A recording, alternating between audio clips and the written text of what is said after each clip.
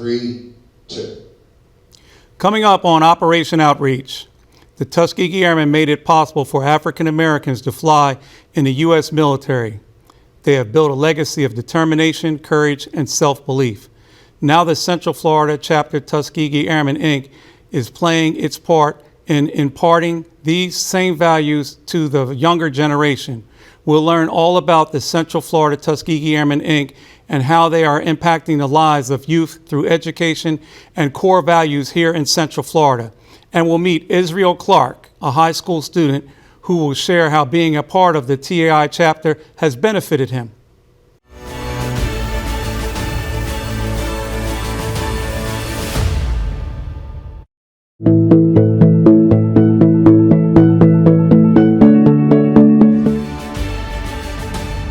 Welcome to Operation Outreach, a new program to highlight the services available to military veterans right here in Central Florida.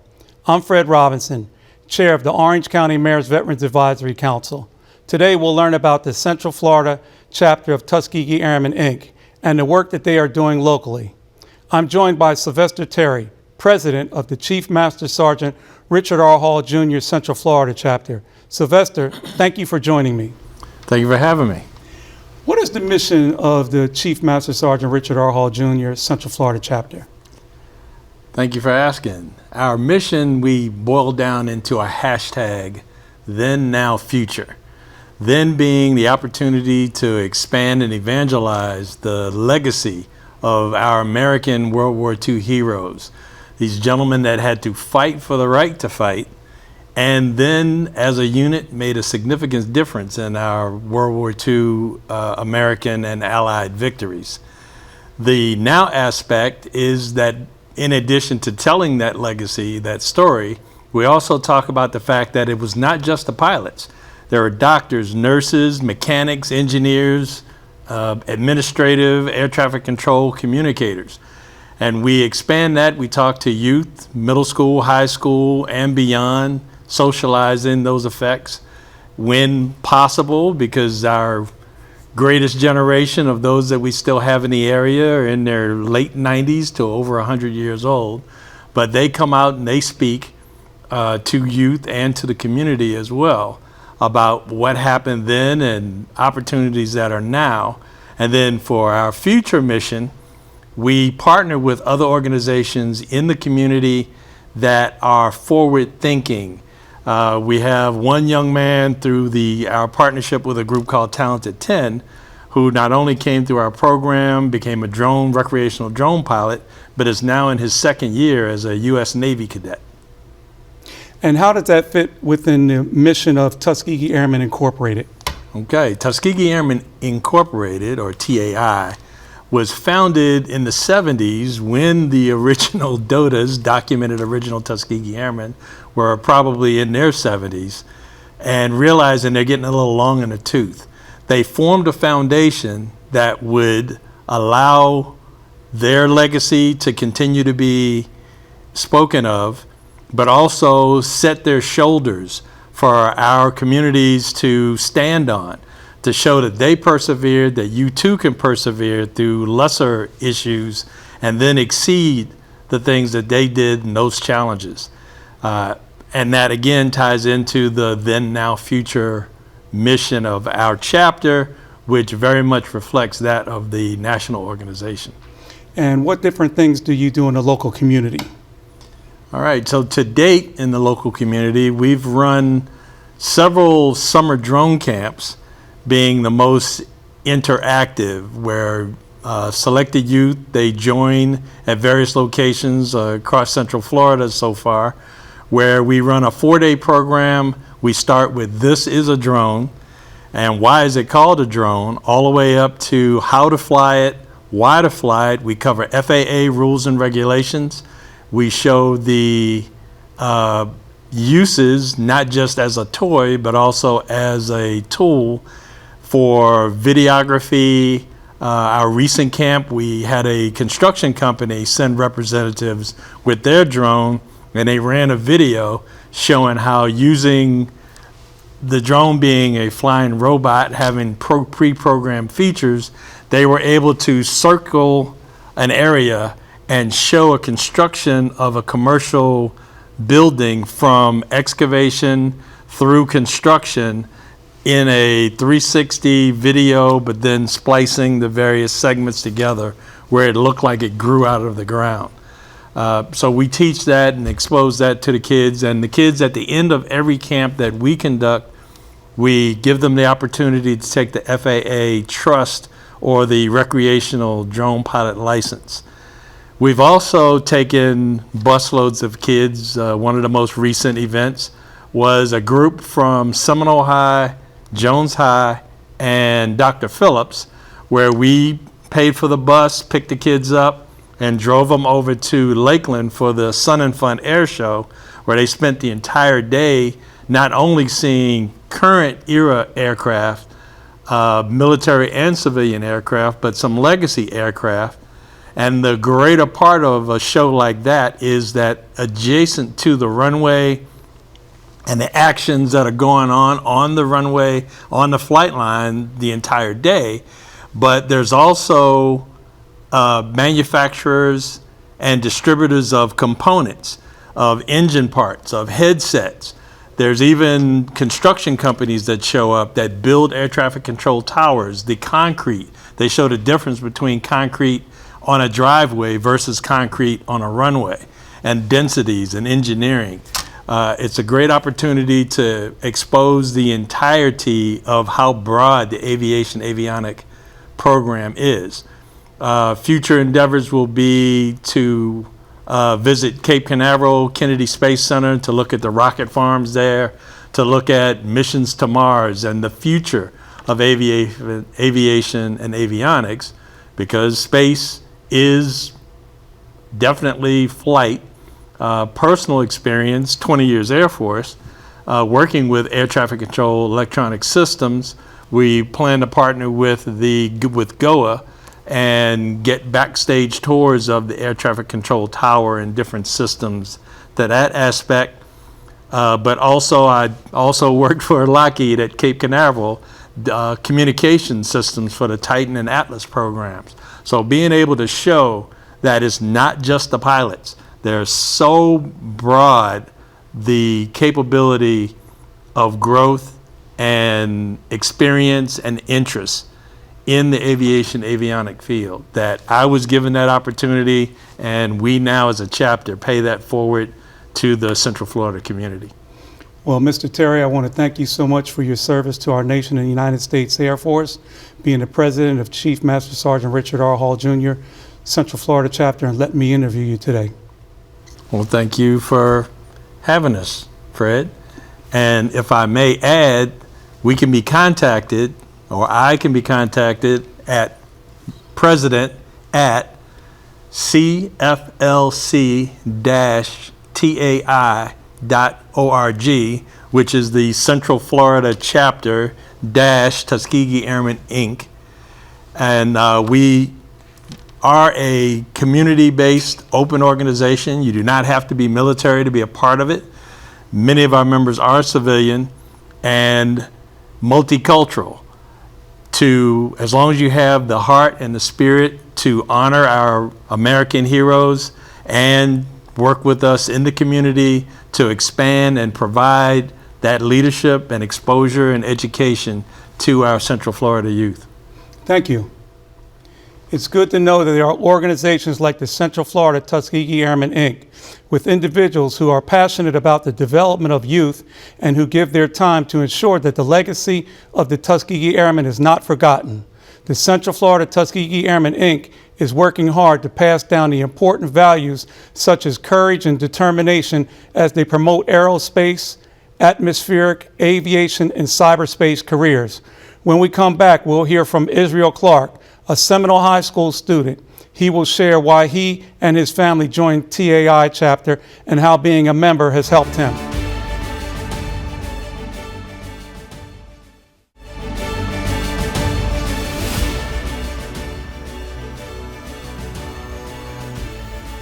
Welcome back. The Central Florida Tuskegee Airmen, Inc. is making a difference in the lives of young people through education and mentorship. I'm joined by Israel Clark, a Seminole High School student who is a member of the TAI chapter. Thank you for joining me, Israel. Nice to see you, Mr. Robinson. What inspired your family and you to join the TAI chapter? What inspired us was being able to get into the community, being new to Florida, not originally being from here, and also being able to join a chapter that has interests, that has programs that I'm interested in, such as aviation and aerospace. Do you have any family members that are military? I do have a couple family members that are in the Air Force currently, as of now. And how have you benefited from being a member? I benefited because I've got to do camps, be an instructor of a drone camp, as well as some flying opportunities with Vision of Flight, and being behind the controls, getting some more flight hours, as well as being able to public speak and learn new skills that I need in life. Have you learned any leadership qualities? I have, being an ROTC, leading as a team and leading teams to success. And you said behind the wheel. Have you flown a plane before? I have multiple times, and I love it. It's always going to be a passion of mine, and I hope to continue to fly and be a pilot. What's your biggest thrill about flying? Just the fact that you're above everyone else, and just being able to see the earth from see the world from a different perspective. And how have you applied your skill set as well as the different things you learned from TAI in the community? Being able to public speak, also teach people about drones and different aspects of flying drones. Okay. And what are your aspirations as far as moving forward? My aspirations are to be a pilot and fly in the military, then afterwards go commercial and fly for the airlines. And as far as military, is there a particular branch you're interested in? Air Force, Navy, probably top two. Won't forget about the Marines as well. Don't count out the Space Force. And the Space Force. It's the future. And what would you tell a young man or young lady about joining the Tuskegee Airmen Central Florida chapter? I would tell them it's a great group to join. It's definitely diverse, so everyone has a place to fit in. Also learning new things, meeting new people that can get you into the things that you want to do in life. Okay. And how has your family felt about the change that they may have seen in you since becoming a member? Great, more mature, definitely more passionate, and taking things more seriously. Okay. If you had to express when you first joined to where you are now, how you've grown, could you go into a little detail with that? When I first joined, I was a little bit nervous, not being from Florida originally, and not knowing a bunch of people and knowing how I was going to interact with other people from a different standpoint. And now I feel more comfortable being able to speak and get to know different people, as well as try new things. And do you have your pilot certification yet? I do not. I'm working on it right now to do the private pilot ground school, and also hopefully do flight academy with the Air Force ROTC program. And how long is the ground school, or what are the qualifications of that? Ground school, learning the basics of communication, weather, navigation, as well as a little bit of the flying aspect, but just getting to get your ground certification so you can get your student license to start flying. And how many hours do you have to put in? Off the top of my head, I do not remember.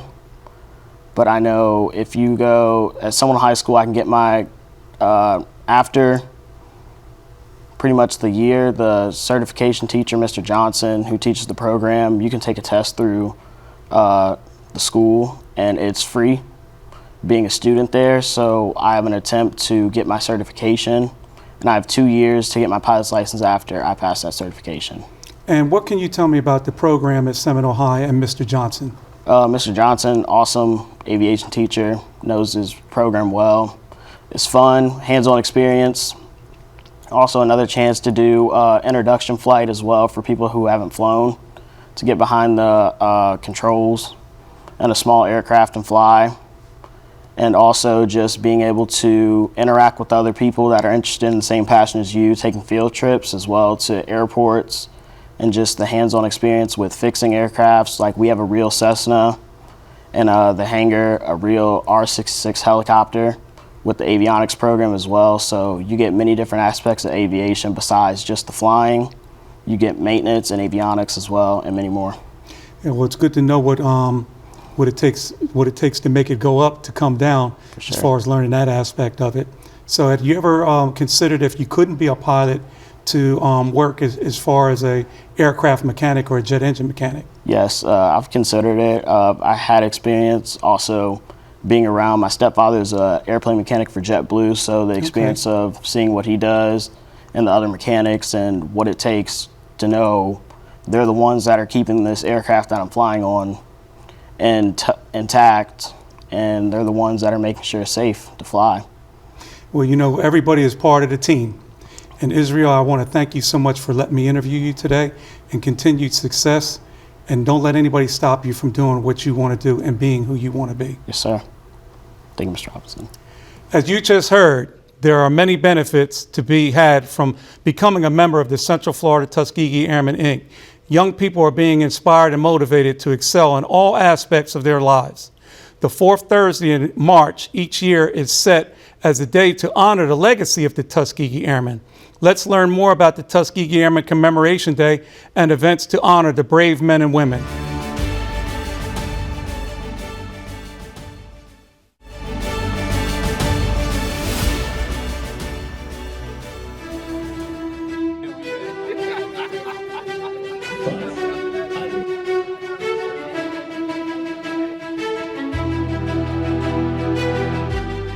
Well, here we are at the Winter Park Library, and we are commemorating Tuskegee Airmen Commemoration Day. Of course, that is a bill that has been passed now by the Florida legislature, awaiting the governor's signature. The sign of the fourth Thursday of March of every year will become a holiday by which to commemorate the black men and women, primarily the black men who served as Tuskegee Airmen.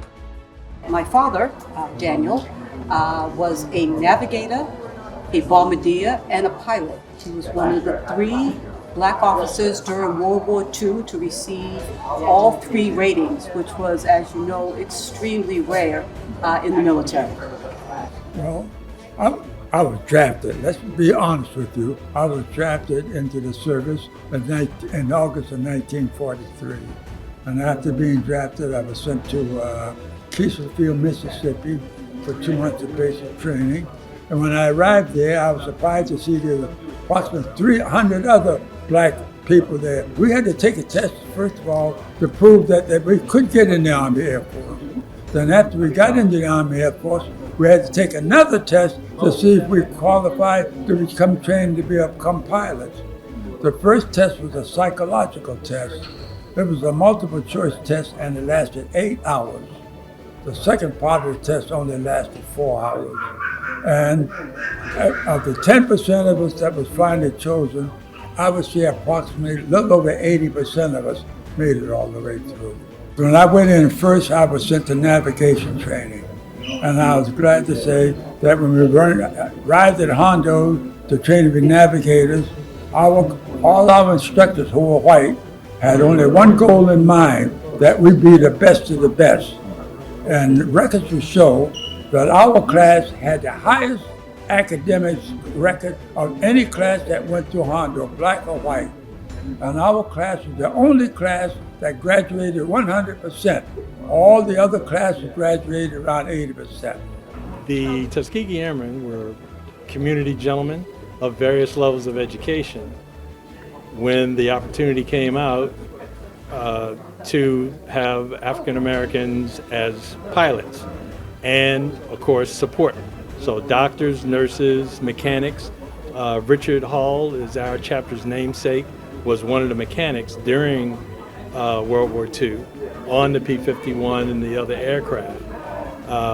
He, like many others of the Tuskegee Airmen, especially the ones from Florida, not only served in World War II, but he also served in Korea and the Vietnam conflict. Along with Richard Hall, another notable Tuskegee Airman, which is also in the bill that we celebrate, is a gentleman by the name of Robert Hughes. Robert Hughes, also from Florida, was one of the instructor pilots. So at the time, the only licensed pilots were white.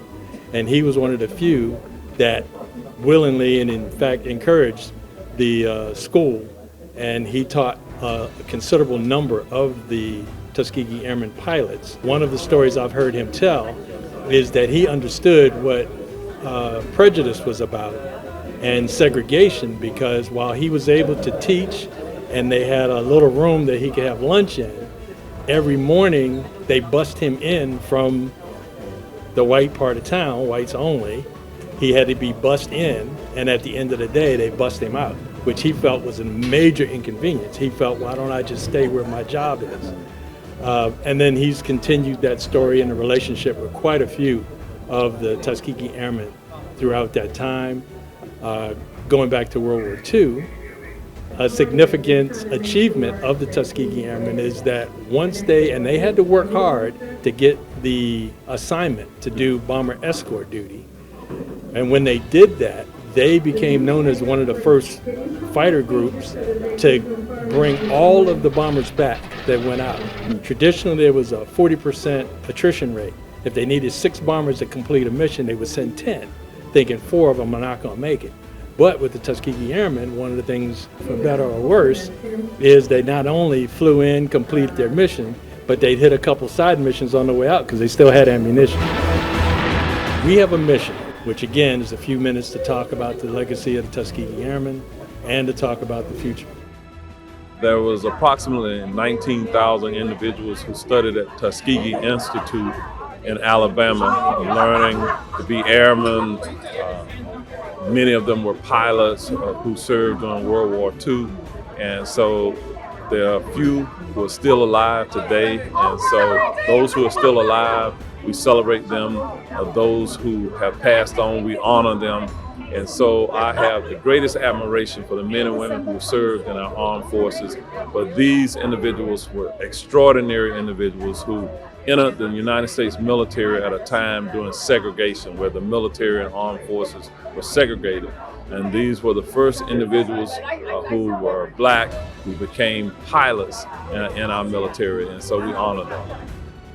You can see that black officers were being really challenged to fight in the war. I mean, you were fighting at home in order to be able to fight for your country at that time, correct? Yes. Mm-hmm. Thank you for your service. Thank you for remembering us. I'm really surprised that you remembered after all these years.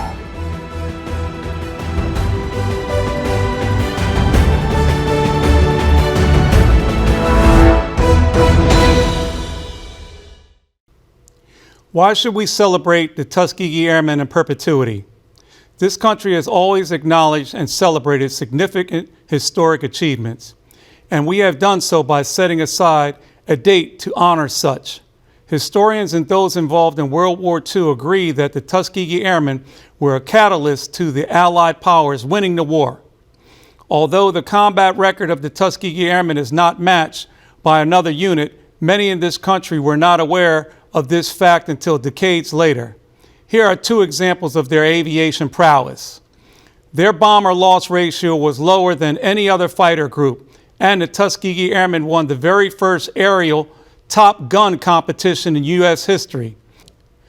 The signing of the Tuskegee Airmen Commemoration Day bill and establishing a state holiday in perpetuity is simply the final step in officially cementing the legacy of these American heroes. This, an annual Tuskegee Airmen Commemoration Day celebration, perpetuates the accomplishments of the airmen, ensuring that they will never be forgotten. If you would like more information on anything we discussed today, as well as how to connect with the Central Florida Tuskegee Airmen, Inc., go to www.ocfl.net/veterans. That's where you'll be able to find the links and contact information you need. I hope you'll join us again for Operation Outreach, as we will continue to highlight the many programs and services available to military veterans in Central Florida. Until then, I'm Fred Robinson, And take care, and thanks for watching.